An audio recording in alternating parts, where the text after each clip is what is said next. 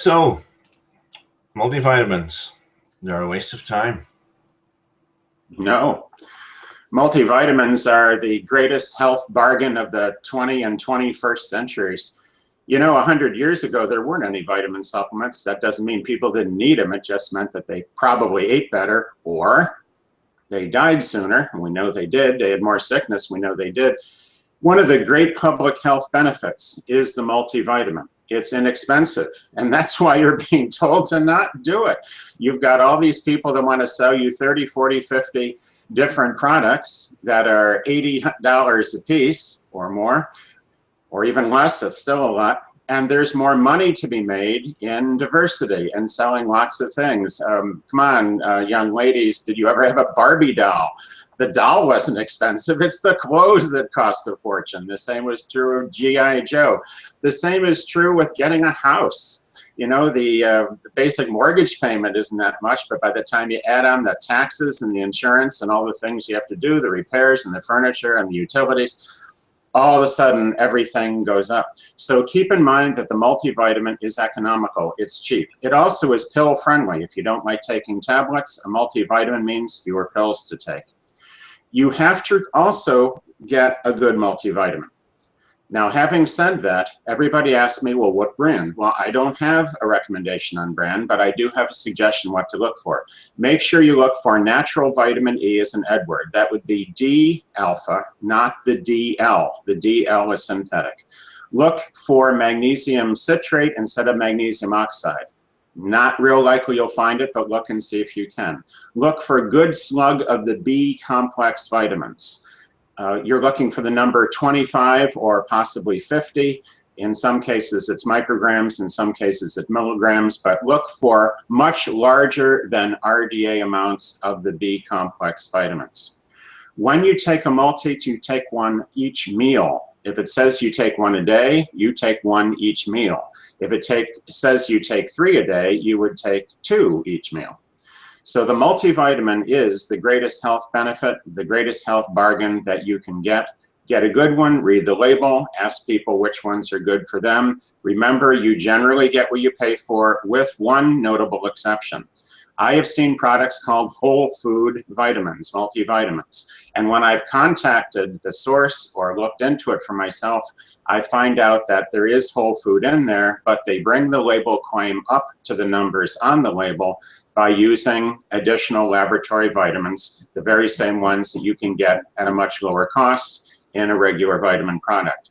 If you don't have much money, you get a cheap multivitamin. If you have lots of money, you get a really, really good multivitamin. And if you're on a budget, you get the best multivitamin you can afford, remembering that and extra vitamin C, and probably some extra niacin and vitamin E, is your health plan if you don't have gobs of money and gobs of time to spend on this. So the multivitamin is your friend. Perfect. Okay, and into the webinar. Okay, folks, welcome to the webinar today, free webinar, courtesy of Mr. Andrew Saul. We have been inundated with your questions, and I mean inundated. Probably, I'm looking here at 49 pages of questions, so we're not getting through all those, I'll warn you in advance. So if your question's not here, I'm sorry about that, but we've had to pick and choose to a certain degree. And like I say, it's just been an amazing response. So I'm asking Andrew, anyone who's on webinars with Andrew knows, part of Andrew's appeal is his fantastic knowledge of culture and his humor, etc., etc. But I've asked him today to be a little more concise than usual. I hope that's okay, Andrew.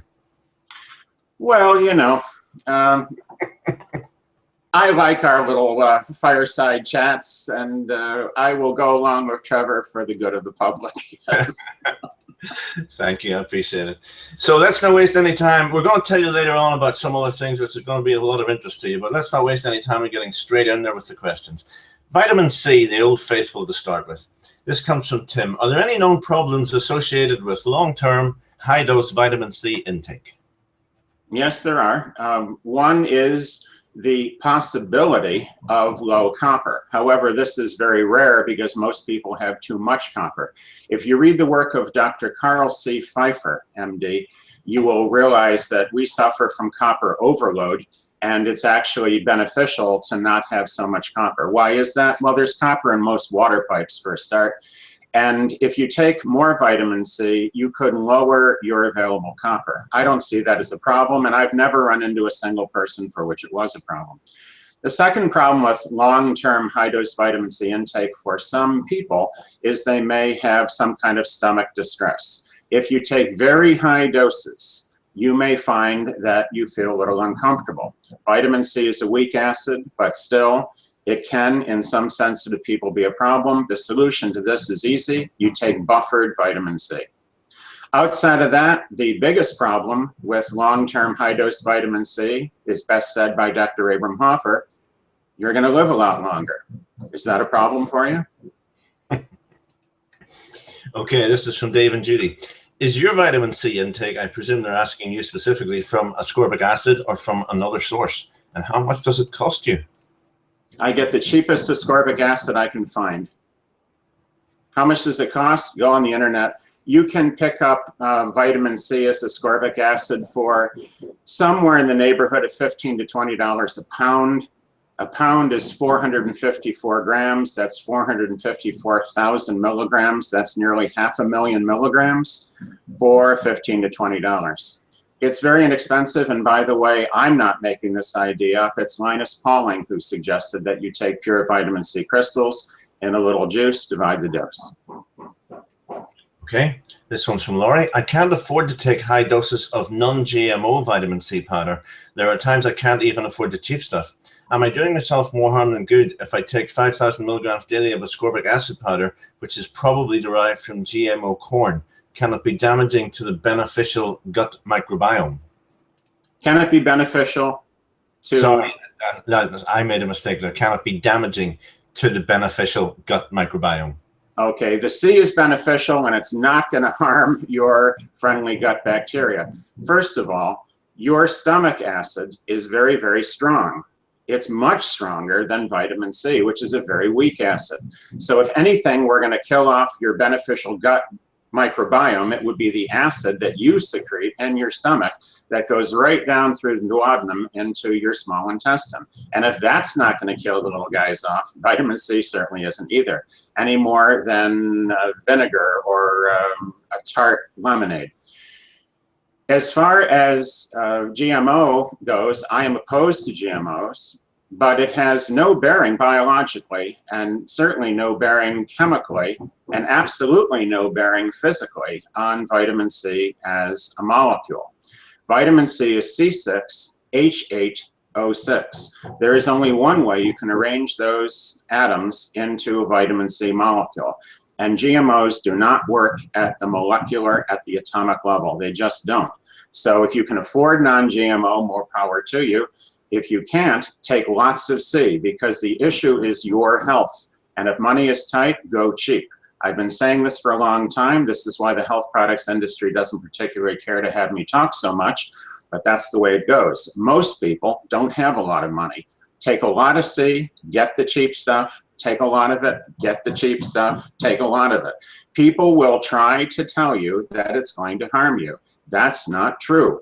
If you ever watched Leave It to Beaver, the wonderful black and white TV show in the United States back in the early 60s, Beaver's father, Ward Cleaver, famously said to Beaver one day, who was puzzling over what to do because his friends said things that were totally different to what his parents said. Ward said to Beaver, you know, a lot of people will go through their life trying to tell you that the things that are good for you are wrong. Cheap vitamin C is good for you. Okay. What is your recommendation for vitamin C and vitamin A for infants? This lady says she can only find a doctor yourself for toddler age. Well, that's why Dr. Ralph Campbell, a retired pediatrician, and I wrote the vitamin cure for infant and toddler health problems. So this book does talk about infants and will give you a lot of information. That's Campbell, Dr. Ralph Campbell. Dr. Campbell, by the way, is now 89, and he still puts out his own irrigation pipes for his cherry orchard. He is a full-time farmer. You gotta love that. Very good. What is the best form of vitamin C to take? Vicky says that some, like sodium ascorbate, have a lot of undesirable sodium in them, and others have different ingredients that everyone says are necessary. Some say natural food-based are best. Some say synthetic vitamin C is just fine. What's the truth? The truth is you're being needlessly confused. It doesn't matter what form of C you take as long as it agrees with you. If you find that a certain kind of C is better for you, wonderful. Go get lots of it. But the secret is lots of it. Sodium ascorbate is pH neutral. It is not acidic. The amount of sodium in there is not that great. Compare that to the amount of sodium in fast food, junk food, and most restaurant food, and you will find it's a laughable worry. It just isn't a problem unless you're taking huge doses of vitamin C. And at that point, I would simply take sodium ascorbate mixed with ascorbic acid, or if you need another form of buffer, calcium ascorbate mixed with ascorbic acid, or just have your ascorbic acid with more food or more liquid. That will buffer it too. Food-based vitamin C simply means that somebody is making a very, very large amount of money selling you something that is actually fairly expensive to make. That's why there's synthetic vitamin C, to keep the cost down. If you want to get food-based vitamin C, I would simply have you have a huge amount of fresh fruit. If you want to go food-based, why are you buying a supplement? Why don't you just buy the food? Okay, one from Kathy. Kathy, I can almost answer this for you because Andrew's covered it already. The best form of vitamin C, are they all equal, or does ascorbic acid work as well as the more expensive brands? Andrew, I'll let you answer that in 1 or 2 sentences if you would. Sure. The cheap ascorbic acid works as well or better because they are identical at the molecular level. A lot of people keep going on this saying, well, it's got to be the vitamin C complex. The rest of the things that work with vitamin C are found in food. That's why you eat fruit. But fruit is low in ascorbic acid, and it's high in all the natural vitamin C cofactors. So what do? What should you do? In my opinion, take ascorbic acid in quantity and have lots of fresh fruit. Okay, can megadoses of vitamin C cause gout? No, actually what'll happen if you have gout and you take megadoses of vitamin C, it will start to release the uric acid crystals into your body, into your bloodstream, and it will look like you're making a problem. But what you're really doing is freeing it up so it can be excreted. So vitamin C actually is curative of gout, but recognize that gout is a very painful condition. And if you have it, your problem isn't just your vitamin C level. Probably you've had too much protein and you've got some other issues in there as well. There might even be a genetic factor in there. But basically, vitamin C does not cause gout. It helps prevent it. It helps you actually cure it, but not immediately and not without some other considerations. If you have gout, the first thing you want to do is start having huge amounts of tart sour cherries.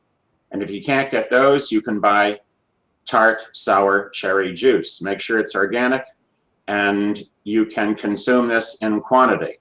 I have a friend with gout who was on the phone with me once, and he was wondering about that. And he said, well, how much of that organic tart sour cherry juice do I have to drink a day?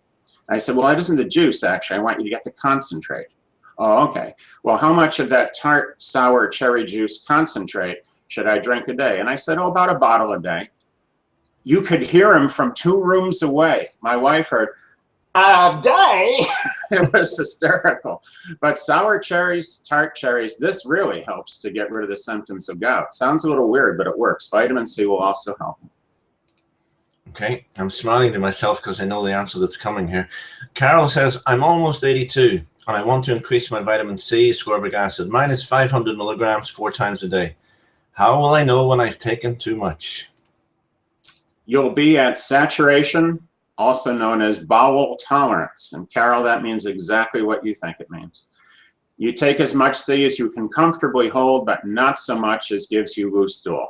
Loose stool or flatulence, gas, the rumble in the tummy, that's close enough. That's the marker. Saturation is bowel tolerance. This is the work of Dr. Robert Fulton Cathcart III, a medical doctor and orthopedic surgeon for whom I have limitless admiration. And by the way, Linus Pauling admired Robert Cathcart.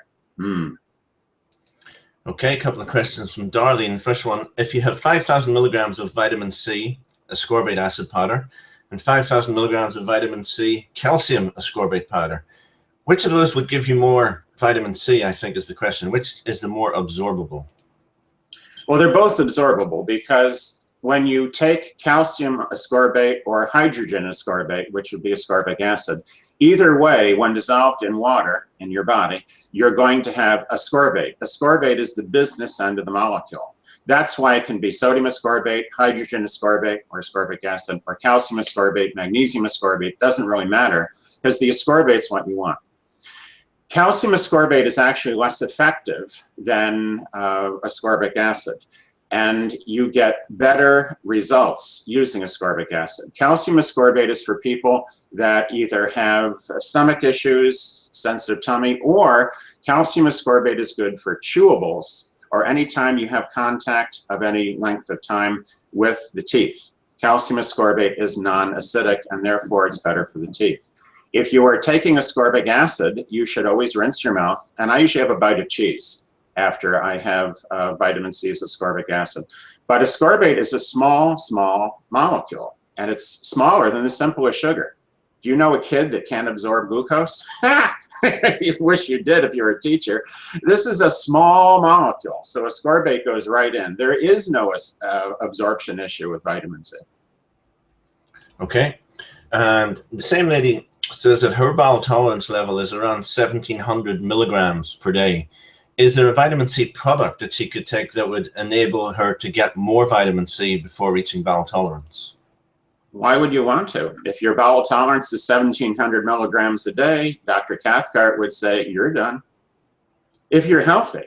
Now, if you have what you think is bowel tolerance at 1,700 milligrams a day and you're not healthy, something's going on. You may have something that you think is bowel tolerance. It could simply be you have other bowel symptoms. You know, there's a lot of reasons why people are flatulent, folks. There's a lot of people why people have constipation or diarrhea. The whole world is not entirely due to your vitamin C level. It's just the very large amount of health care is due to your vitamin C level. You take enough C to be symptom-free, whatever the amount might be. Take the amount that works for you. Or if you want to keep it in the poem, take the amount that works for thee. That's an old one.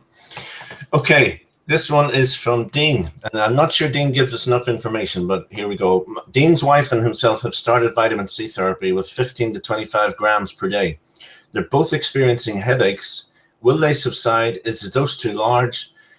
He says he does not have diarrhea, but does have a headache and gas. And that's after day 2 of the therapy. We need to do what's comfortable. Again, if I were doing this, if I had gas, I would say, maybe I'm taking too much C, and I would lower it. You can try that and see what happens. If you take less C and you feel better and you don't have the headache or the gas, you're done.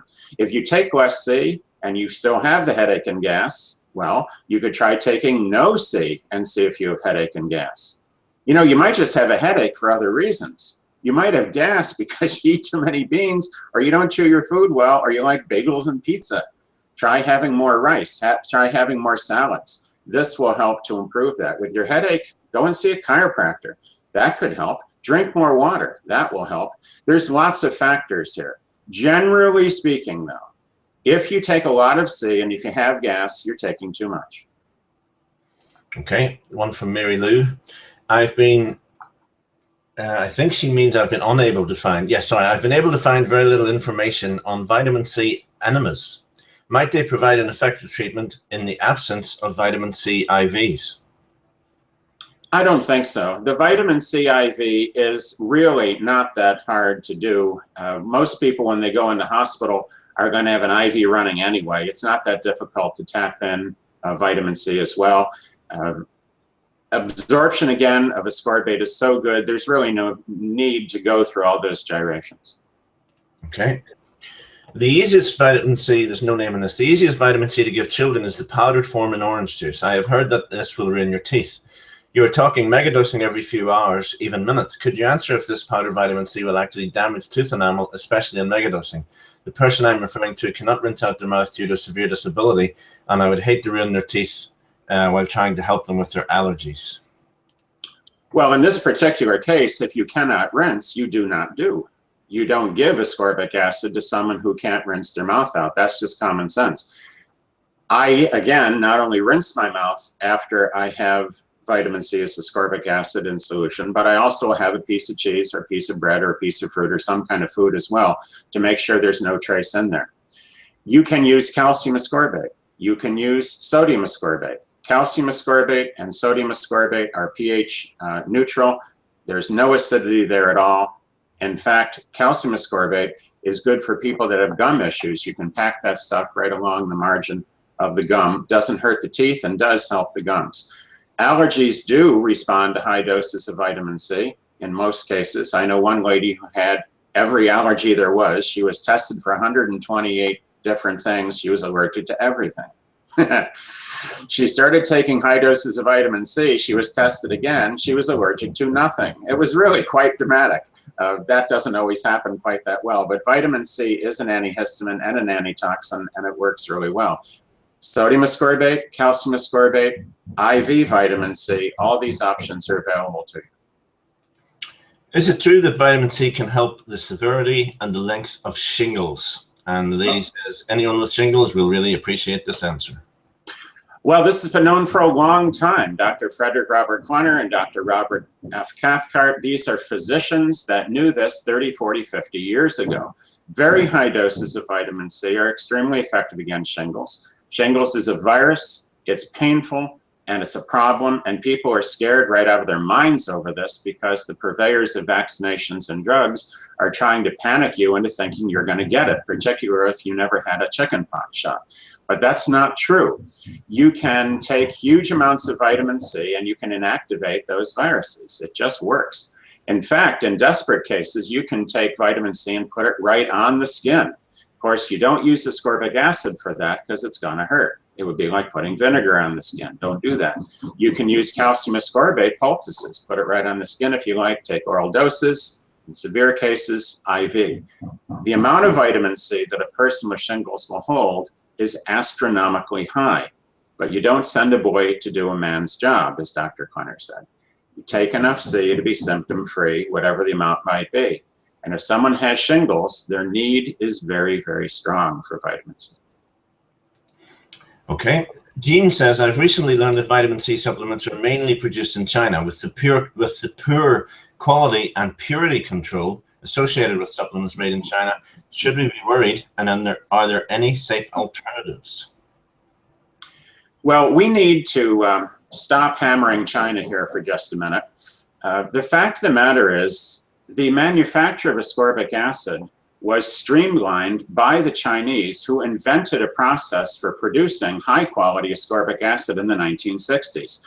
And the price of vitamin C went down dramatically, which was good because around 1970, Linus Pauling published Vitamin C and the Common Cold, and sales went through the roof. So if the Chinese are getting rich, I don't think they're getting rich on ascorbic acid. Have you bought anything lately that wasn't from China? I hope you have. I hope you buy domestically whenever you can. But the fact is, a lot of stuff comes from China, and some of it's crap. But a lot of stuff comes from China, and it's very high quality. It depends what you've got. If you are buying vitamin C that happens to be originally manufactured in China, you're buying it from a supplement company, and they should make sure it's pure. It's up to your tableter. It's up to your manufacturer of the supplement, the bottle, the label, the tablets, the capsules. It's their job to check their quality of vitamin C that they get from their supplier. And if it wasn't for the Chinese process and availability of vitamin C, the cost would be much, much higher. If you have oodles of money, this isn't a concern for you. For 3/4 of the world, it's a big concern. So get vitamin C that's known purity, and you do that by interrogating the company from whom you're buying the tablets. I have not found a company yet that says to me, we don't test our vitamin C powder. Of course they do. Wouldn't you? Okay, this is from Lindsay. Lindsay says, I've read all your books since watching the Vitamin Summit. Since then, I've been really curious as to why you don't specifically recommend extended release vitamin C. With the issues surrounding absorbing vitamin C that you discuss and the need for dynamic dosing, wouldn't using an extended release formula be much better for absorption purposes? and also give you the advantage of not having to take as many pills throughout the day. I've started taking the extended release version thinking that I am getting more bang for my buck and upping my levels. But part of me wonders if there's some reason you haven't suggested this. Thank you. This has been really bothering me, she says. Well, it's a good question. Common sense says, hey, sustained release or extended release or time release vitamin C, just take the pills in the morning and it works for you all day. Good idea. And I was there when these things came out. There was a time when sustained release and extended release and time release were the big deal. And what was found, first of all, is that a lot of these tablets were not dissolving very well. They were actually going through people, giving rise to the story that plumbers were finding vitamin tablets from elderly people that never absorbed the vitamin. There is some truth in that mostly urban legend story. Bottom line is this: by taking C manually, you have complete control over the dose and it will work better. If you want to use a time release product, you can, but the older you are, the less reliable it will be. The cost will go up, and personally, I think it's just not that important. Dividing the dose is important. And what this product is trying to do is to take you away from the fact that when you are really sick, like I was when I had viral pneumonia, you should be taking vitamin C constantly. I took vitamin C every 6 minutes when I had viral pneumonia, 2,000 milligrams every 6 minutes. My cough stopped in 3 hours, and in that 3-hour period, my fever went down 3 degrees. Not bad. Sure, I took 60,000 milligrams of C. What do I want with time release? If you're sick, you want to wait? No. You want a loading dose, and then you want to maintain high levels.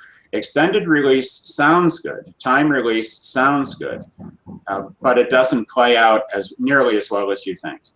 It's not a waste of money. It's just inefficient, which to me is a waste of money. Okay, this person says, I really love your work, Andrew. Some doctors here have said that ascorbic acid is oxidant, and that is dangerous. What's your opinion on that? Well, somebody missed the first day of school in Chemistry 101. The whole world knows that ascorbic acid is an antioxidant. Hello, it is a reducing agent. It provides an electron. That's what it does. When it dissolves in water, it provides an electron. And this is what Dr. Robert Cathcart, remember him, said, that vitamin C is the non-rate limited free radical scavenger.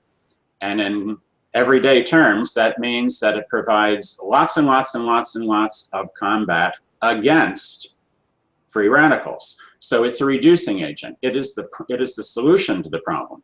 Vitamin C is not an oxidant. It is an antioxidant. And anyone who tells you that it's an oxidant has got their head on in a unique way. The only time vitamin C appears to act as an oxidant is inside a cancer cell. And cancer cells are weird. Yeah, there's a surprise. And inside a cancer cell, a vitamin C has oxidant characteristics. Even though it's an antioxidant, inside a cancer cell, it works as an oxidant and kills the cancer cell.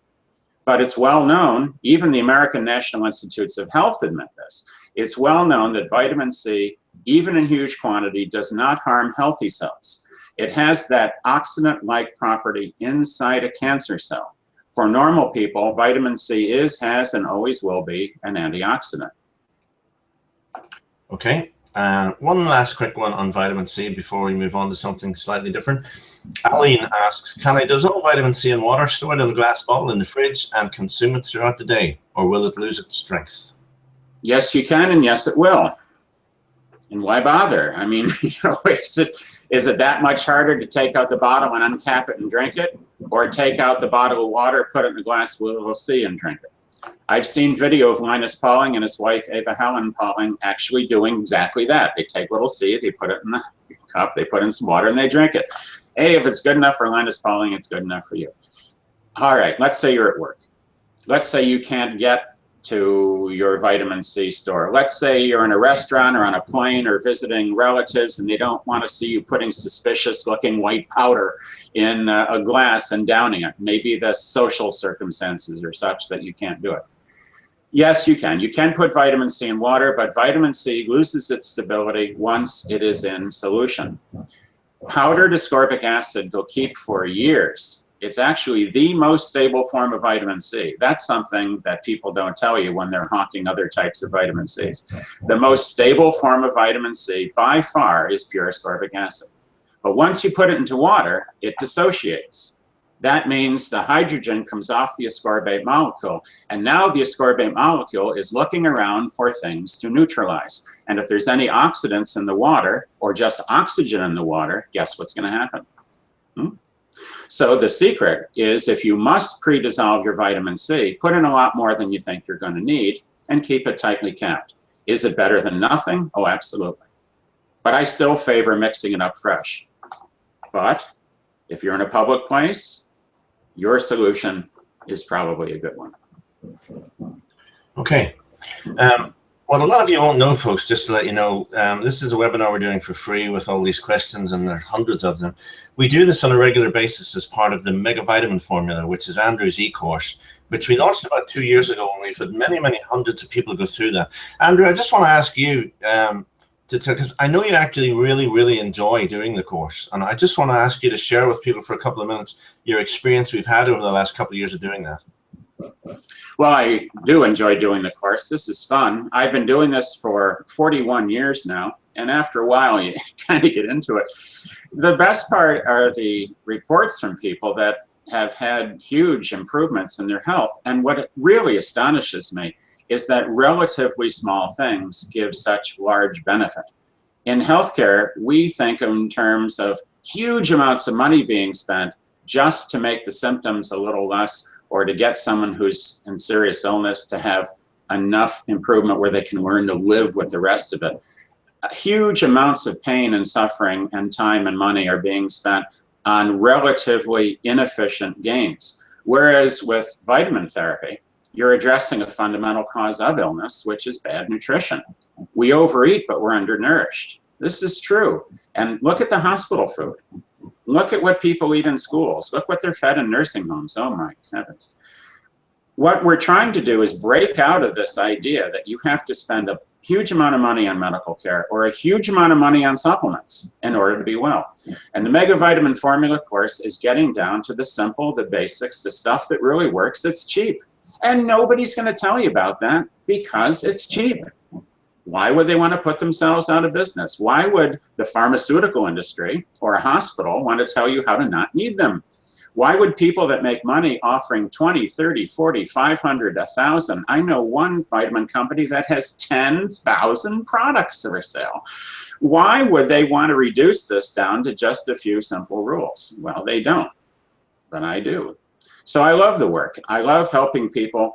I have the greatest job in the world, and it is a blast to see people embracing this. And they write to me, and I get all these wonderful stories about people. Wow, I used to have alcoholism. Oh, really? That's kind of nice.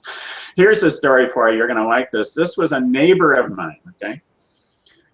Her 4-year-old got into the chewable vitamin C and ate the whole bottle. And the lady came over to me and said, you know, this happened. Is this a problem? And I said, well, has he had any symptoms? And she said, well, his asthma went away. Very good. Very good. So I'll tell you a little more about the course later on, folks, because I know some of you are going to be very interested in that. But let's get back to some more questions. This one actually is very fitting for where you ended there, Andrew. This lady says, I've been taking so many supplements for so many years, and it is getting very expensive. How do I know what I should be taking or what my body really needs or wants? If you're healthy, you're doing something right. If you are having a lot of gas or flatulence through stool, you're probably taking too much C. You do what works. It doesn't matter how you'd get the results you want. I refer people to Dr. Richard Passwater, who wrote one of the first great health nut books I ever read back in the 70s. The book is called Super Nutrition. It's been updated since then. Richard Passwater is just a blast. And his plan with vitamins, I find very intriguing. He said, you start taking some vitamins, and then you see how you feel. And if you feel better, you take some more vitamins. And if you feel better still, you take some more vitamins. And if you don't feel any better, You don't take any more vitamins, you stay with that. And if you feel worse, you turn around and take less vitamins. Now that sounds a little bit juvenile, but that's the whole beauty of it. It's so simple. You take enough to feel good. If you feel good and you're healthy, you're done. I had a lady come up to me once and say, well, I don't take any vitamins at all and I feel great. And I said, yes, ma'am, you're wonderful. I'm glad to hear that. I had another person come up to me and they had all kinds of symptoms and they were upset because the only way their chronic fatigue went away was when they took 35,000 milligrams of C a day. And they were upset. And I said, why? You've got the solution. When you take 35,000 milligrams of C a day, you don't have chronic fatigue, right? She said, yeah, but I don't want to take that much. I said, hello, you have a choice here. Take enough C to be symptom-free. Do what works, that's it. Okay. What is your opinion about the potency and effectiveness of making liposomal vitamin C with an ultrasonic jewelry cleaner using acerola berry and sunflower lecithin? Well, you're going to have vitamin C and you're going to have some good stuff from what you put into it. What you get out is what you put in. But as far as that actually being liposomal vitamin C, I doubt it. I've talked to people that are close to the manufacture of this, and they tell me that the homemade stuff is not without its merits because you're still getting something, but it's not the real deal. Therefore, go ahead and do it if it works for you. Liposomal vitamin C is extremely expensive, and many people figure they can make their own and it'll be just as good. No, it won't be just as good. Will it be good? Yes. Will it be just as good? No. You get what you pay for, and your homemade approach is not going to do any harm, but it would be an error to think that it's the same thing as the patented processes that they actually use. I think $1 per 1,000 milligrams of C, $1 a gram for vitamin C is too much. And I prefer the cheap source, but if you're loaded in dough, go and buy it. And if you like to play in your kitchen and make up your own concoctions, you're not going to do yourself any harm. But in the end, you take the C that works for you. Okay, and another lady on the same sort of subject. We have all the equipment now to make liposomal encapsulated vitamin C at home. There are a lot of ways on the internet to do it. Well, sorry, it's the same question actually. Is it really as good, and how much of that should we take per day? So it's really this, you've just covered that. One from Sheila. My husband started taking vitamin C thinking it might help his varicose veins. They are hereditary. He said it made his veins burn, but then after a couple of weeks, he said he wanted to try vitamin C again because even though there was a little burning sensation, he has more pain than before taking it. He was taking 1,000 milligrams twice per day. He had laser treatment on them 4 or 5 years ago, and they come back. Do you have any suggestions on the vitamin C, or is there any other supplement that will help? Well, if you're having any discomfort or pain, just stop. If something causes you discomfort or pain, you need to immediately stop. You talk to your doctor, that's it. You know, if it hurts when you do that, then don't do that. It's just something we have to always remember. I'm not a physician, and I'm not diagnosing or prescribing or treating for anybody. I'm simply telling you what I have in terms of experience for the last 4 decades, and I've worked with a lot of people and a lot of doctors, and I've learned from some really smart people. Some of them, the smartest people, like Dr. Abram Hoffer and Dr. Hugh Reardon, Dr. Robert Cathcart. These are brilliant people, and they have never encountered anything like this in all the studies and reading that I've done. But if it happened, it happened. Don't do it. I doubt if it was the vitamin C. I think it's much more likely that the symptoms in and of themselves are still there, because you mentioned that he's still wearing the socks, and they had the surgery and they came back. Why did they come back?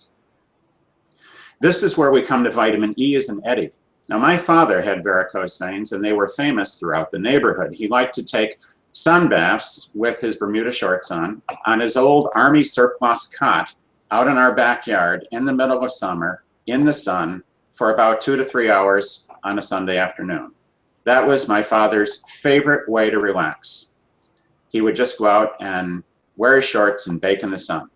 However, everyone could see his varicose veins, and they were something to see indeed. It was like looking on a road map of New York City. He had a lot of varicose veins. Years later, he had angina, And I suggested to him he might want to take a lot of vitamin E, which he did, and it helped him. The story about this is in Doctor Yourself and at the Doctor Yourself website if you want to read the whole thing. Angina, that's the pain in the left arm on exertion. So he started taking vitamin E because his angina medication had side effects that were unpleasant. And when he got to 1,600 units of vitamin E a day, natural vitamin E, 1,600 units a day, his angina went away and never came back. Well, the cool thing was that over the years, his varicose veins went away. Now, it took a long time. I would say it took around 8 years. But first they went from blackish purple to purpley blue to bluish red to reddish pink, and then to light red, and then to pink, and then they were largely gone. Now, there were still a few, but they were largely gone. And I thought, this is interesting. I don't know if this is hereditary or not, but I had some varicose veins when I was a young man. I don't know exactly how, but these things happen. So I thought, I'm going to take more vitamin E. And I did. And guess what? They're virtually gone. And I have a chance to watch this. Maybe it's placebo effect, but this is one heck of a placebo. So vitamin E as an eddy seems to help to really get rid of the varicose veins, but it is a very slow process. With most people, varicose veins don't get better in 8 years. They're either going to stay the same if you're lucky, or they're going to get worse. So it's a slow cure, but sometimes nature works that way. It takes 9 months to make a baby. I think you've basically answered this question, but I'll let you very quickly summarize again. Lloyd asked how much vitamin C can one realistically take at a time? What's the maximum dose to be absorbed by the body? And does one have to build up to that level? And is there a maximum level? Everybody dislikes my answer, and that's why I keep getting the same question. Bowel tolerance. I don't know how much you need. You don't know how much you need. You're going to need different amounts on different days. Different people, same circumstance. Same people, different circumstance. You on Friday night and Monday morning, middle of the night, middle of the day, sick or well, stressed or not, vacation or working. Your level of vitamin C saturation is invariably indicated by bowel tolerance. By the way, this does not work with IV vitamin C. There is no bowel tolerance symptom there. But with oral doses of vitamin C, you're going to get to bowel tolerance, and that tells you at the moment you have enough. And the idea is to continue dividing the dose, which you have to do with any water-soluble vitamin, B complex or C, because you're constantly getting rid of it, which is good. That's the way you work. So you constantly bring in more, you constantly excrete. It's like fresh air. It's like a ventilation system. You could actually look at it that way, that you are bringing in fresh vitamin C, you're improving your immune system, detoxing your body, and you bring in some more. You use it up, you take some more. So bowel tolerance is the answer. Okay. Robert asks, where do you buy your vitamin C? And when's the Andrew Saul line of vitamins coming out? Well, we've thought about Mega Vitamin Man multiples, and I'm toying with a line of Mega Vitamin Man makeup. I think that's really where the dough is to be made. I've seen what cosmetics go for, and I don't know, I think I could use a few $1 billion of that. But the fact is, I won't tell you where I get my vitamin C, and I'm not going to have a line of vitamins. And why is that? Well, first of all, you need to do what's right for you. So you need to get on the internet and see all the different places that sell vitamin C. And then based on what you've learned, make the best decision for yourself. I get the cheapest C I can find. And it's ascorbic acid, and it works. If you have more money, or if you have some viewpoints of your own, go ahead and follow them. I don't care what form you take. I care that you take enough. I don't care what company you deal with. I care that you take enough. I think it would be good if you didn't lose an awful lot of money in the process, but some people are bound and determined to buy a Mercedes-Benz automobile when, quite frankly, they would probably do just about as well in terms of comfort, safety, and efficiency by having a Honda. Now, I'm not saying a Mercedes isn't a wonderful car. It's a fabulous car. Gorgeous car, wonderful car, beautiful engineering. And they're extremely expensive. And Hondas, are they as good as a Mercedes? No. But are they a pretty good car? Yeah. Are they a lot cheaper? Sure. And truth to be told, you don't even need a Honda. There's probably another car out there that's less than that. And will it work? Sure. So it's a matter of choice. In the same way that you have all these different automobiles to choose from, you also have all these different vitamin companies to choose from. Why? I don't know. We really don't need that, but this is a free society and we have choice. So use your choice. Look into it for yourself. I take the cheapest C I can, I take a lot of it, and I take it often. And that's what Linus Pauling did. He has 2 more Nobel Prizes than you or I. Yeah, that's true. Let me interject there, because that's actually what drew me to your work in the first place, Andrew. When I watched Food Matters and I saw all the experts, you were one of the rare ones who didn't actually endorse something. And I got an email today from someone who's very big in this health, natural health space. And they were sort of dishing vitamins a little and saying, you know, multivitamins, there can be so much bad stuff in there, and you really got to be careful. And then at the bottom, the link was, of course, here's what me and my wife take. And you follow the link and they're selling a very expensive multivitamin. And that's the beauty, I think, again, about the Mega Vitamin course, is that Mega Vitamin formula, is that you're putting all that information out there, but at no stage are you trying to sell any products. And I think that gives you a lot of credibility in this space.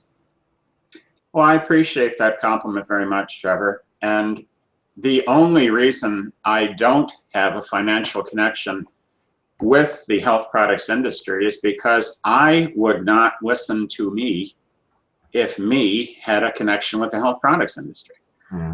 So when I went up with Doctor Yourself online in 1999, I was thinking to myself, you know, what kind of website should I put up? And then I thought, well, what kind of website do I want?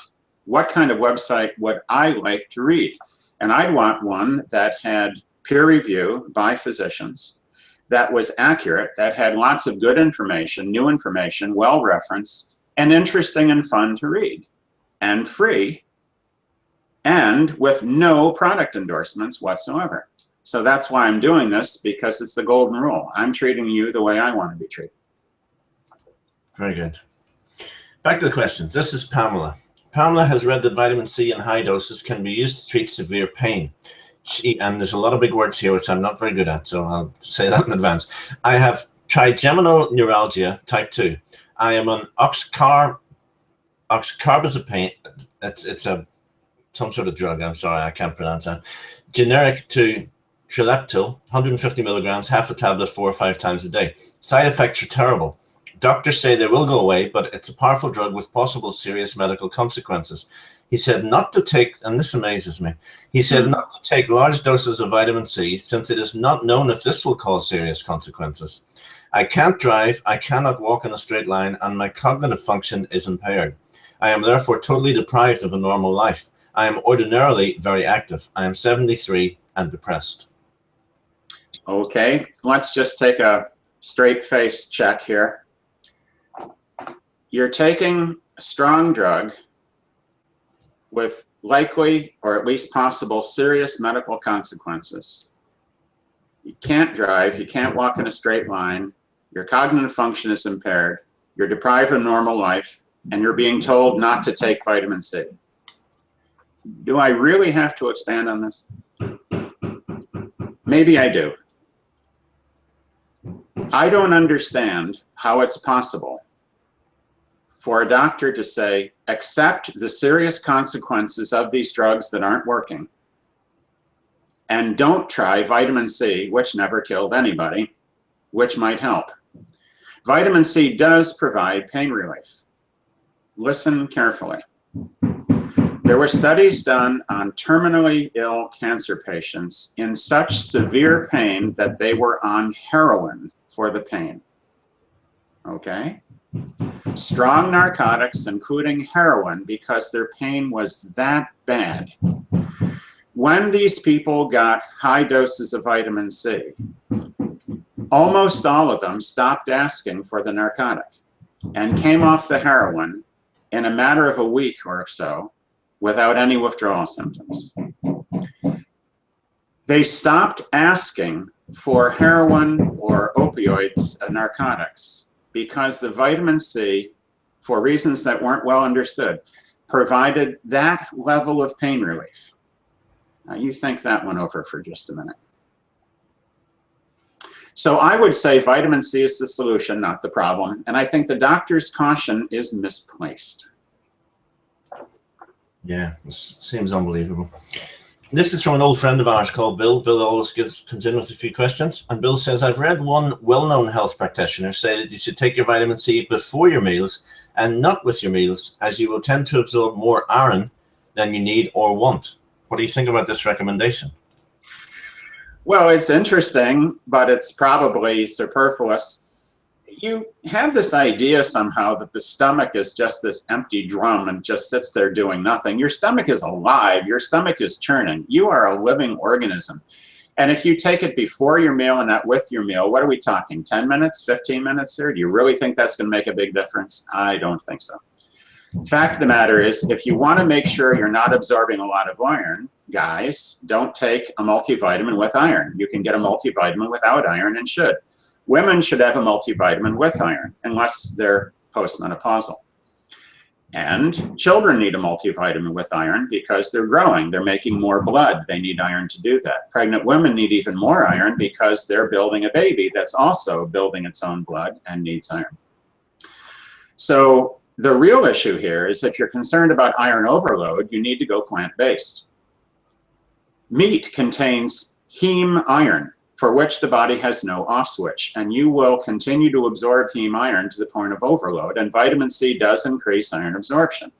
But if you go to a plant-based diet, you're getting non-heme iron, for which your body does have an off switch, and vitamin C cannot increase the iron absorption past a certain amount.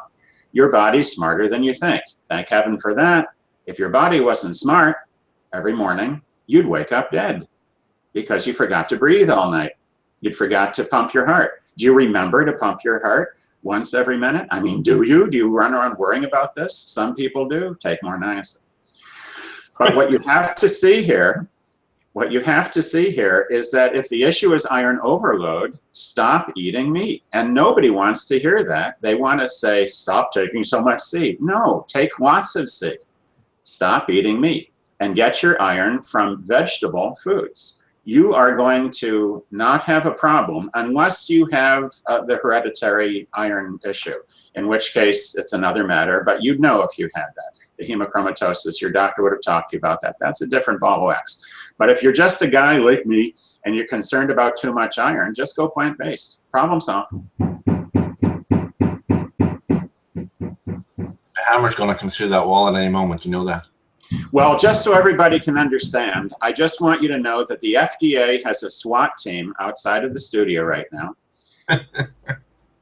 And it's only a matter of time before they shut us down. So you tuned in to the greatest webinar ever because this is going to be a classic. Obviously, there aren't going to be any more. And pretty soon, mysteriously, all of these videos are going to go off the internet. And you're going to see me sell out and work for a major pharmaceutical company. No, ladies and gentlemen, what you're hearing is the siding on our house is being replaced. And believe it or not, they're working far away from the studio, but sound carries very well through solids. So I do apologize for that, but it's a sunny day and it's a good day to get the siding done. And I hope you will bear with me. Yeah, not a problem. Let me just take the chance there, folks, to tell you very quickly about the Mega Vitamin course, because I know a lot of you will be very interested in this. It's where you can ask your questions, and we guarantee you get them answered because we don't have nearly as many people involved. So here's some of the details on that. Okay, I'll slot stuff in there. So, all right, so there you go. There's the information. If you think it's something you're interested in, by all means, jump on board. We'd love to have you. And if it's not for you at this time, that's not a problem at all. Andrew, back to you with, this is more of a statement than a question, but it's very, very interesting. It comes from someone called Sally. She said, recently I read a book by a doctor who's an MD who advocates food as medicine and the use of certain vitamins and supplements. He indicated that the vitamin C we buy is really only one component, which you've addressed, and that if we take much of it, it will cause us to become deficient in the real vitamin C, which is a complex food with many components. So Sally decided to try this using only vitamin C food-based as her source and had a relapse of her respiratory shingles. which I had the first time when I was deficient in vitamin C and magnesium in the first place. I'm usually a healthy 70-year-old, and the respiratory shingles is a nightmare, as you can imagine. I went back on my vitamin C therapy, as you advocate, and I am healing from the outbreak. Although my breathing is still quite noisy and I am fatigued a little, but it is getting there. Please clarify the appropriateness of vitamin C as we purchase it off the shelf. I think you've already done that, but I'm sure you would love to comment on that comment of Sally's.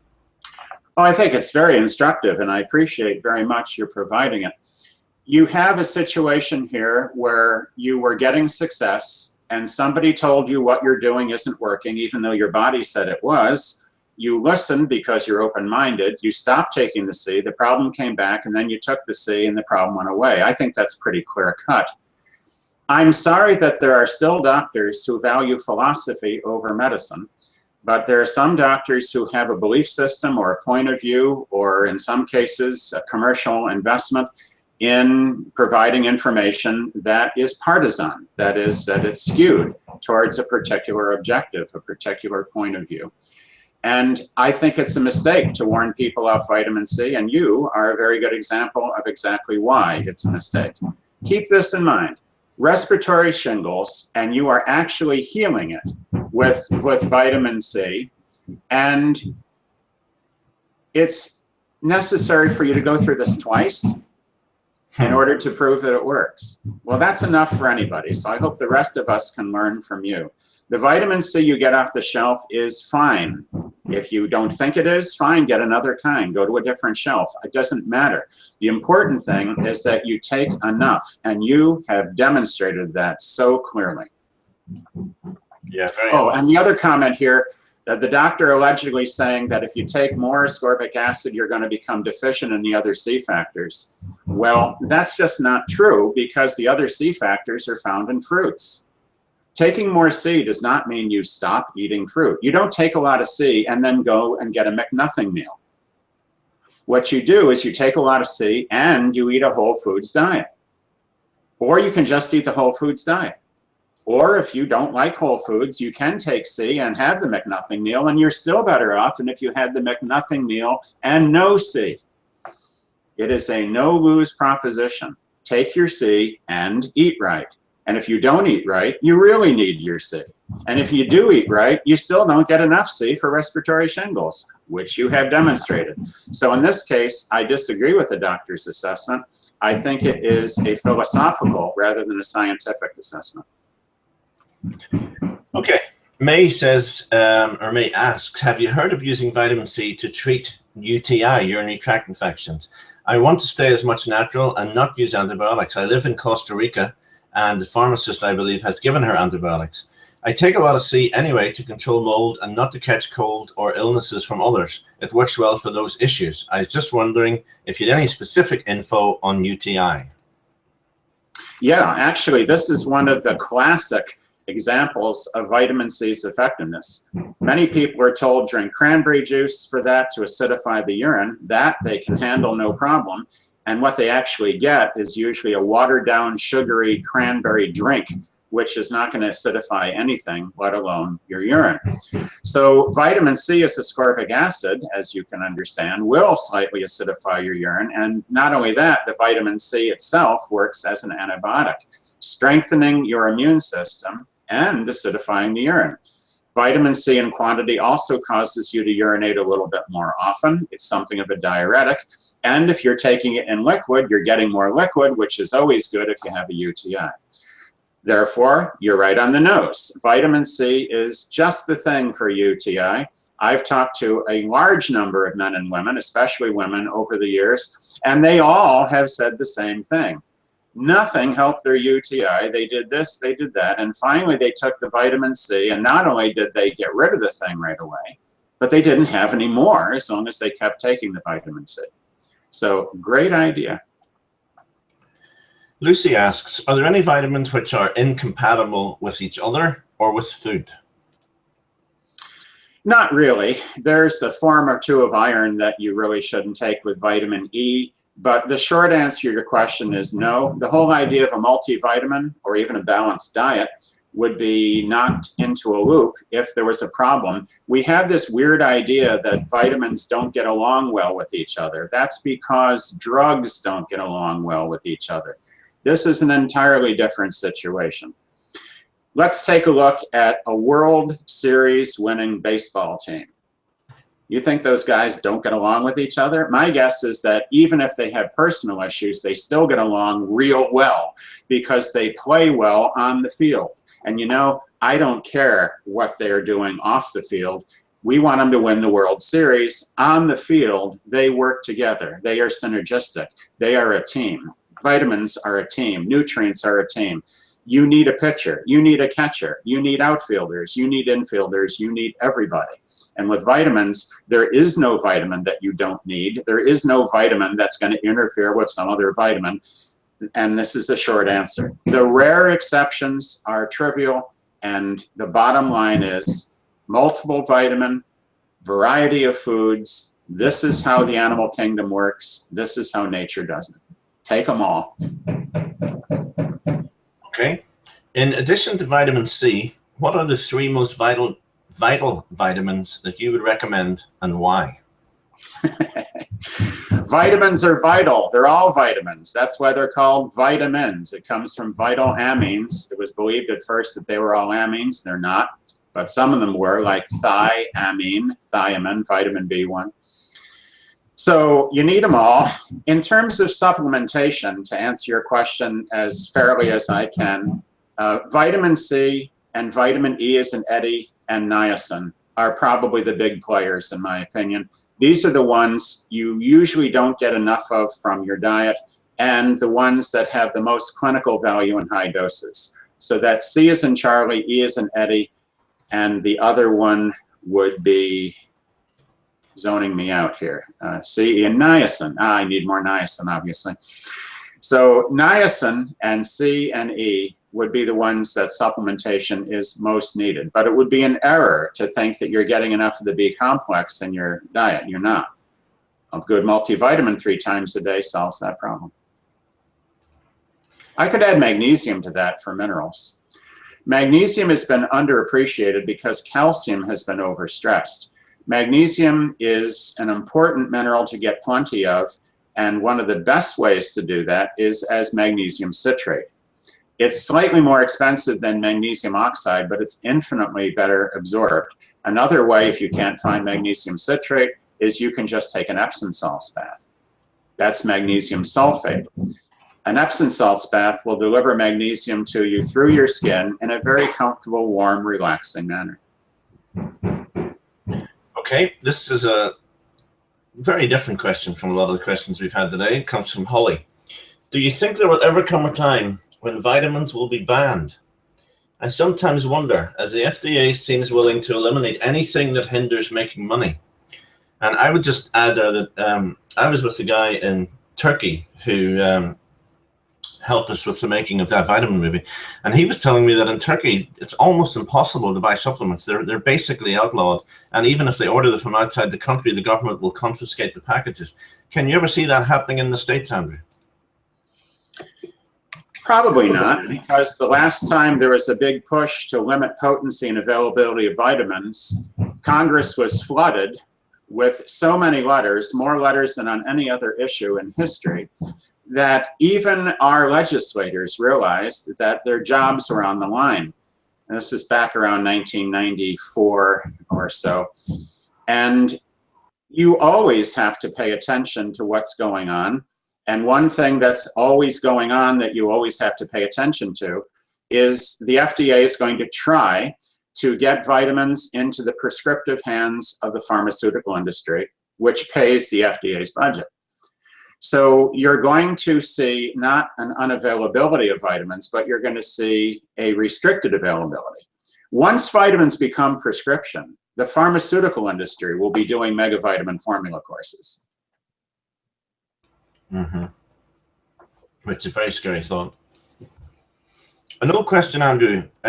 Something that's added to a lot of supplements is magnesium stearate. And this person is asking, basically, is that a problem? Is it a substance they should be avoiding? I get everybody going on this one too, but the fact is no. Stearic acid is found in foods, and it is not dangerous in small amounts. It is not dangerous probably at all, but it's definitely not dangerous in the amount that you're going to find in tablets, even if you took a lot of them. Linus Pauling said to avoid excipients, which is a good idea. To avoid tableting ingredients, just don't take tablets. So taking ascorbic acid in a capsule, there's fewer excipients in a capsule because you don't have to bind it together and press it into a tablet. But if you take ascorbic acid powder, there's no excipients at all. Pauling said that's a good idea. Some people that claim difficulty taking a supplement are reacting to the excipients. But more often than not, those excipients are going to be artificial colors, artificial flavors, or ferrous sulfate iron that's enough to make you throw up, and made my dog throw up. When my children's mother was pregnant, they tried giving her ferrous sulfate in her prenatal, and it made her vomit. She thought it was morning sickness. The doctors were sure of it. I thought it was the ferrous sulfate. Well, guess what? We got her a natural multivitamin that did not have ferrous sulfate, but rather had ferrous fumarate in it, or ferrous gluconate, a non-vomiting type of iron, and her symptom went away. So much for that. But I figured, well, I'm not going to waste these vitamins. I'll give them to the dog. The dog threw up. You're way ahead of me. And then we threw them out because I wouldn't give ferrous sulfate even to a dog I didn't like. So you have to keep in mind that some excipients are problems. Artificial colors, artificial flavors, things like that, I think should not be in there. But magnesium stearate is simply stearic acid with magnesium stuck on it, just like ascorbic acid is ascorbate with hydrogen stuck on it, or calcium ascorbate is ascorbate with calcium stuck on it. Magnesium is good for you. Most people don't get enough. So I can't see what the problem is with magnesium either. Stearic acid is in foods. You're going to stop eating coconut? I like coconut. I don't know anyone that's died from coconut overdose or coconut toxicity. Do you? So no, the concern over magnesium stearate can be traced to people that sell products that don't contain it. And you may notice those products cost slightly more than the rest. Is there a reason? Sure, it's probably more expensive to make them. But I don't think magnesium stearate is a problem at all. I don't think stearic acid is a problem. It's found in natural foods. And I don't think magnesium is a problem. We don't get enough of it. Okay. Hannah from Holland says her supplement contains 10,000 units of vitamin D. For how long would it be safe to take this, or could it possibly result in an overdose? Unless you have a clear-cut medical reason to take 10,000 units of vitamin D as in Doug a day, I think that's already an overdose. I think that's too much. Now, that doesn't mean you're going to have a problem. With vitamin D, the problem usually wouldn't show up for weeks or even months. But really excessive amounts of vitamin D are, first of all, a waste of money. And secondly, they could be counterproductive. Why take that much? That's the question you have to ask yourself. Why are you taking 10,000 units? If you have a good medical reason, I have nothing more to say. But since you didn't mention that reason, I'm going to assume that you're taking that because you think it's a good idea. The vitamin D experts that I have talked to, worked with, and interviewed would say somewhere between 1,500 and 5,000 a day is about right. Now, the high end of that is half of what you're taking. So that's why I say without any hesitation that I think you're taking too much unless you have a good reason for it that your doctor and you have decided on. I try to get less than that. In defense of the amount you're taking, you can go out in the sun in full sunlight in Florida, USA, and in half an hour, you can get 3 times what you're taking. But you live in Holland, where I'm reliably informed the sun is not quite as intense as Miami. Therefore, in the winter, you might want a lot of vitamin D, but I would argue that you could take 10,000 units every other day or every third day or possibly even every week and be doing all right. Personally, I also would add that I take in the neighborhood of 3,000 to 4,000 units of vitamin D a day. Curiously enough, I've been taking vitamin D longer than most people have been alive, I guess, at this point. And even though I've been taking vitamin D for decades in higher than RDA quantities, a physical about 4 years ago showed that my vitamin D level was low. And the doctor wrote on the form, you should take some vitamin D. Well, I already was. So I thought I'll take more. So I upped my vitamin D level to around 3,000 or 4,000 units a day. And I had my D tested again, it was still low. So I take around 5,000 or 4,000, plus I get out in the sun a lot. Now this winter, I will take more than that.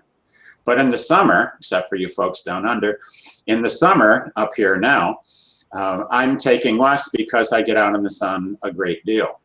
I'll be taking around 6,000 or 7,000 a day during the winter because I have a known need for more that's been tested. And here's the final word, get tested. Go and have your vitamin D tested. Then you'll know. Then you'll know how much to take because you take enough to get your numbers just right. And for me, it's more than I thought. For you, it might be less than you think. Excellent. This one is close to my heart for a couple of reasons. It's from a guy called William McRae. And if that's the Reverend William McRae, who's a singer here in Northern Ireland, we love your music, sir. If it's not, you've got the same name as someone who sings here in Northern Ireland. But what he says is, Andrew, I've been shocked at the changes I've experienced with just one vitamin, niacin, 5,000 milligrams per day. I was on Ritalin for years. I did see some benefits. However, I've seen much more beneficial results on niacin. My question is, if I am experiencing such powerful results with one vitamin, is there another that I can take that will act just as powerfully for concentration and focus as niacin does? And for anyone who doesn't know, niacin is what really helped pull me out of a depressed state after many years. So, well, niacin is the king. I appreciate your comments, and I'm glad it works so well for you. But for what you were describing, niacin is the preeminent vitamin to be taken. But you need the rest as well. You need the rest of the B complex. Then you need all the vitamins. Vitamins, by definition, are things that you cannot come up with on your own. Vitamin D you can come up with in the presence of sunlight. You can make niacin out of tryptophan, which is in protein foods other than corn, but you don't make enough of it. So a vitamin is something that, by definition, you need to provide. You have to supply yourself with. You need them all. Good multivitamin 3 times a day, extra vitamin C, extra vitamin E, good idea. But niacin is the one, and you have found that by your own experience. Good for you. Glad to hear it. Very good. A reminder to everybody too, Trevor, that if you take niacin, you're going to have a flush. Now, in the Mega Vitamin Formula course, we talk about this a lot. And I also talk about this a lot in my book with Dr. Abram Hoffer called Niacin, The Real Story. Now, this is important because Dr. Abram Hoffer was the niacin expert of the world for half a century. And he's followed, secondly, by Dr. William Parsons. And Dr. Parsons, we have a chapter from him in the niacin book as well. Parsons was at the Mayo Clinic. Abram Hoffer was director of psychiatric research for the Canadian province of Saskatchewan. And another major niacin researcher is Todd Pemberty, Dr. Todd Pemberty, and he peer-reviewed my book for accuracy. So this book with Dr. Abram Hoffer, Niacin, The Real Story, goes into this really, really thoroughly. And I would urge people to consider getting a copy of that book to answer your niacin questions. If you take niacin, you're going to flush. You can take no flush niacin or niacinamide and you won't flush. But there's much more to know about this, and that's why it can't be answered in a short question. I just want to flag your attention to it. Okay, thank you. If you just joined us, you'll have heard Andrew mention the Mega Vitamin Formula course there. We explained a little about it earlier in the webinar, but if you missed that, if you just click the button below this video, it'll take you to a page that'll explain a very special offer that we have at the moment on the Mega Vitamin Formula course, and why you really should take advantage of it in the next couple of days. So just click the button below and you'll find that information. So in the last 15 minutes or so, this is an interesting one, Andrew, because I've heard you as well say that magnesium oxide is something we should avoid because basically I think it is 3% absorption or something very, very low, according to Dr. Carolyn Dean. But this person is saying, I can't seem to find the multivitamin that has magnesium citrate in it. They all have the oxide form. So they're asking, is it okay to take that multivitamin with the oxide form and then supplement with magnesium citrate on the side? Yes. Okay, so the magnesium oxide is not doing any harm. It's simply not delivering what you need. Exactly right. Okay. And by the way, magnesium oxide is better than absolutely no magnesium whatsoever. And Dr. Carolyn Dean also talks about that. She said people will even get good results with magnesium oxide. It's just that it's inefficient. And if you take magnesium citrate, it's much more effective and you get better results. And that's the bottom line. But there's no harm from magnesium oxide. Oh, no. Okay. This is a question from Daphne, who's down under. No, Daphne's not down under. That's someone else. So, Daphne, wherever you're from, excuse me for turning you into an Australian. This is about calcium and vitamin 2 supplements. Dr. Saul, I wanted to say thank you for all you've done and continue to do to make the world a healthier place. My question is, what are your thoughts on skipping a calcium supplement and adding vitamin K2? Do most of us get all the calcium we need from diet? I do take a magnesium and a vitamin D supplement as well. I think you're on the right track. If you're taking magnesium and vitamin D, you're going to just be healthier in general, and I think you're going to use your calcium more efficiently. We get quite a lot of calcium from our diet, particularly in America, where we have a lot of dairy products, or at least most people do. In China, people eat much less dairy, and they have much lower calcium intakes, but they actually have less osteoporosis. So it's a suggestion that maybe you're not just a calcium factory. Dr. Tom Levy and others have talked about how people get too much calcium, and there's much to be said for this, with the conspicuous exception of growing children and pregnant women. They need calcium and no mistake, because they're building bone, building a body. And in the first parts of life, before birth and in the 20 years after it, you're still growing and you need more calcium. But that does not mean we have to heavy-duty calcium supplement. So I think you're right on the nose there. Calcium supplements, I think you can avoid, and magnesium and vitamin D, I think you need. With vitamin K, your vitamin K supplement should be 2 teaspoons of cooked kale a day. And don't tell me you can't do that. Because 1 teaspoon of cooked kale has the RDA for vitamin K. So 2 teaspoons of cooked kale a day is all the K you need. I know there's a lot of talk about vitamin K. Can it be converted? Is there enough? The other thing you need to remember is if people go plant-based and if they have yogurt, they're going to produce and absorb vitamin K internally as well. So yogurt, plant-based diet, kale, and your magnesium and vitamin D. Good plan. Okay. This is one I'm sure you'll know the answer to, because when I was having problems, I travel a lot for people who don't know, and Andrew recommended I get some melatonin into me to help me sleep, and it certainly did help me sleep. So this is from someone called, they've just signed themselves as RTK, and it says, I'm currently taking a melatonin supplement every other night, which contains zinc, selenium, and 3 milligrams of melatonin. Other sleep experts suggest between 0.5 milligram and 1 milligram should be the maximum. Any thoughts on that? Melatonin does help a lot of people. Short-term use is advisable. You can even take more. There have been studies where people have been given 200 milligrams of melatonin. They had pretty severe bedhead the next day, but nobody was dying.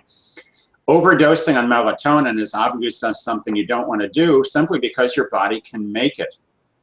And I used to take melatonin. I used to take quite a lot, more than you're taking. And I found that if I darkened the room, you make more melatonin. That's true, You keep your room scrupulously dark when you sleep, and you will make more melatonin. The second thing I do is I take niacin at bedtime. And the third thing I do, absolutely nobody wants to discuss, and nobody wants to do, so naturally we're going to discuss it, and I do it. And that is, you go to bed early. I go to bed at 8 o'clock, 7:30, 8 o'clock. If I'm up until 9, I'm burning the midnight oil and partying hardy, because that is late for me. Trevor, stop smiling.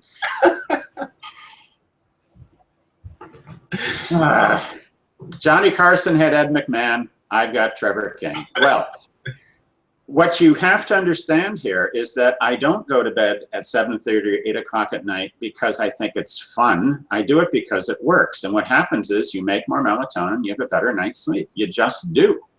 Ayurvedic medicine in India has been talking about the time cycles of the day. And by going to bed during the kapha cycle, before the pitta cycle, you actually do have better sleep.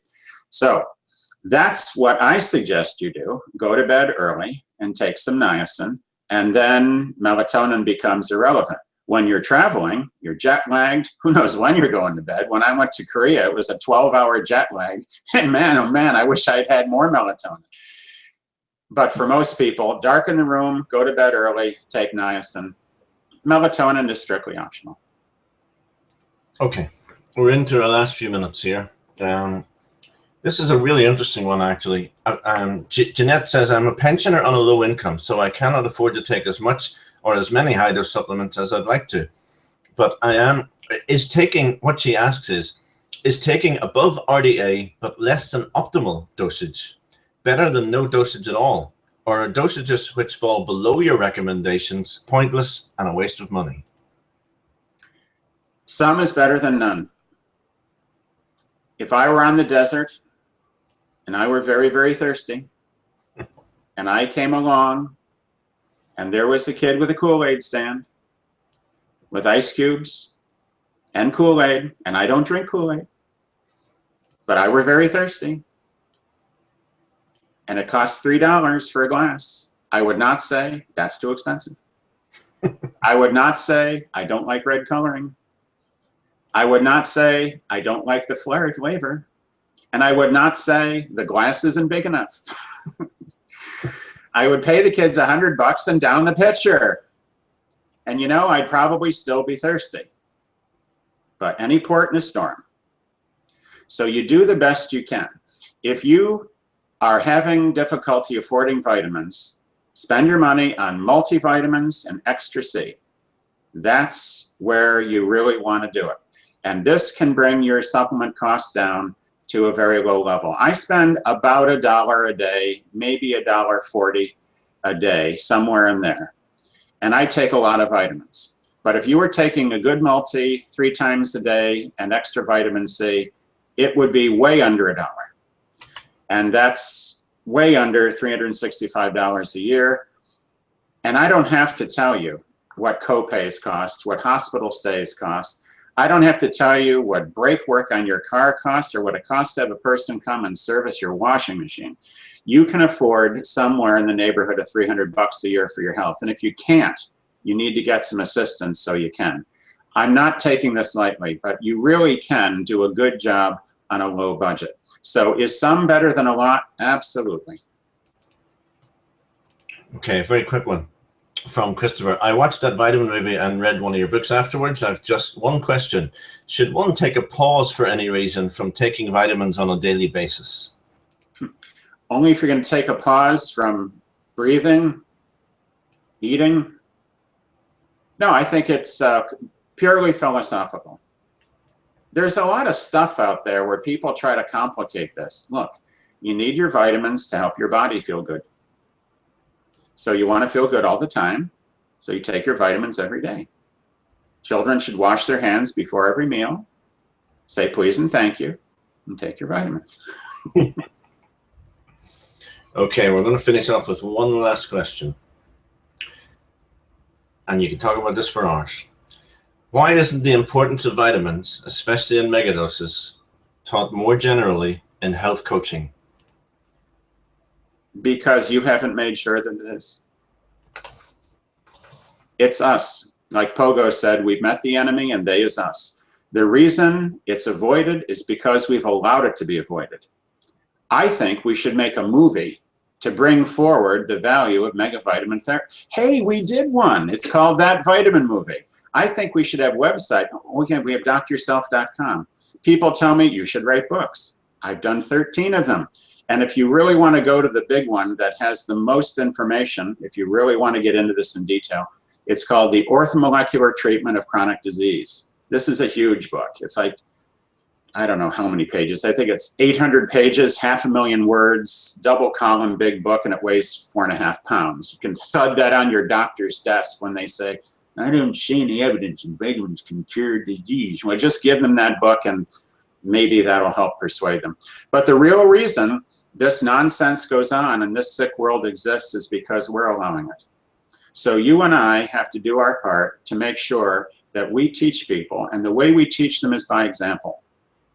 The great American humorist Will Rogers famously said, men's minds are changed by observation, not by argument. So show them. Be well. Get your family well. Get your friends well. It's going to catch on. Sooner or later, people are going to listen to the old Chinese saying, when you're sick of sickness, you're no longer sick. So the thing to do is take that action. And if you want this taught, make sure that it is. Write to the newspapers, get on the internet, show your friends, protest, make sure political candidates know about this. Push like crazy. Don't let them lead you by the nose. You're an adult. Stand up for yourself. I will, you do it, we'll get somewhere. Absolutely. If you're interested in that vitamin movie which Andrew talks about, go to thatvitaminmovie.com. You can buy a DVD there for not very much at all. Give it to your friends. And that has created a lot of discussion and helped a lot of people. Andrew, thank you for giving so generously, as always, of your time. I know you do this ex gratis, and we appreciate what you do. We appreciate how many people you've helped, and we appreciate the last 90 minutes. So thank you. Thank you, Trevor. It's a pleasure to be with everybody today. Thank you, sir.